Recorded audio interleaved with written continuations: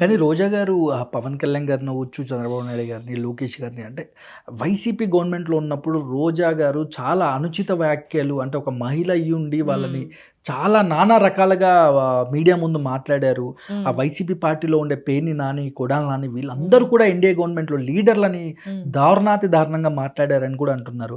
ఆ టైంలో ఆ 4 ఏళ్లలో మీకు అనిపించింది ఏంటండి? అంటే వీళ్ళు ప్రజల చేత వెన్నుకోబడిన నాయకులే ఇలా ఇలా అంటే ప్రజల గురించి ప్రభుత్వాన్ని రిప్రజెంట్ చేస్తూ మాట్లాడాలి తప్ప లీడర్ల గురించి ఎప్పుడు ప్రెస్ మీట్ పెట్టినా ఎవరు ఏ పోస్ట్లో ఉన్నా కూడా గవర్నమెంట్ మినిస్టర్లు ఏం చేయాలనేది కూడా పక్కన పెట్టి వాళ్ళు ప్రెస్ మీట్ల మీదకి వచ్చి పొద్దున్న లేస్తే టీడీపీ గవర్నమెంట్ అవ్వచ్చు, జనసేన, బీజేపీ గురించి మాట్లాడతారని ఆ టైంలో అంటే ఆ 5 ఏళ్ల పరిపాలనలో మీకు అనిపించింది ఏంటంటే వీళ్ళు మీడియాతో నాకు అనిపించింది అదే కదా. ఇప్పుడు ఎంతసేపటికి జగన్మోహన్ రెడ్డి గారు కానీ, రోజక్క కానీ, పేర్ని నాని కానీ, ఆ గుడ్డు అమర్నాథ్ కానీ, తర్వాత ఇంకా ఈ కొడాలి నాని గారు కానీ వీళ్ళందరూ ఏం చేసినారు? ఎంతసేపటికి ప్రజలకి పరిపాలన చేద్దాము, మనం ఒక ఎమ్మెల్యేలు అయ్యాము, ఎంపీలు అయ్యాము, మన పని మనం చేసుకుందాం వదిలిపెట్టేసా.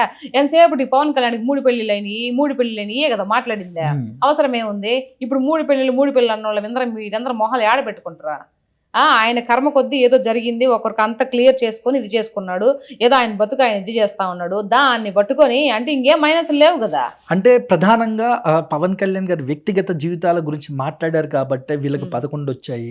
ఆ పవన్ అసలు రాజకీయాలు వేరు, వ్యక్తిగత జీవితాలు వేరు అనేది కూడా ప్రజల్లోకి అంటే కొంచెం బలంగా ఎవరైతే గవర్నమెంట్ జనసేన పార్టీ అవ్వచ్చు అందుకే కదా బలంగా జనాల్లోకి వెళ్ళింది. కానీ ఆ 3 పెళ్లిలు అంటే ఒక వ్యక్తిగత జీవితాన్ని తీసుకురావడం ఎంతవరకు కరెక్ట్ అంటారు?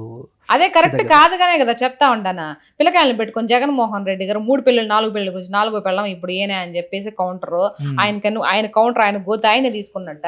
పిల్లకాయలను పెట్టుకుని ఏంది మాట్లాడాలి? నువ్వు ఒక ముఖ్యమంత్రి హోదాలో ఉంటావు కదా. 4వ పెళ్ళాము జగనే ఇలాంటి మాటలు కరెక్ట్ అంటారా? మరి కరెక్ట్ కాకపోతే 4 పెళ్లిళ్ళు ఏడ మూడే కదా పెళ్లిళ్ళు అయినాయా పవన్ కళ్యాణ్ గారికి? 4 ఏడైనాయి. 4వ పెళ్లి 4వ పెళ్లి 4 పెళ్లిళ్ళు 4వ పెళ్ళం నువ్వే కదరా నిన్నే చేసుకుంటారా అని చెప్పేసి అన్నాడు. తప్పే ఉందాడా?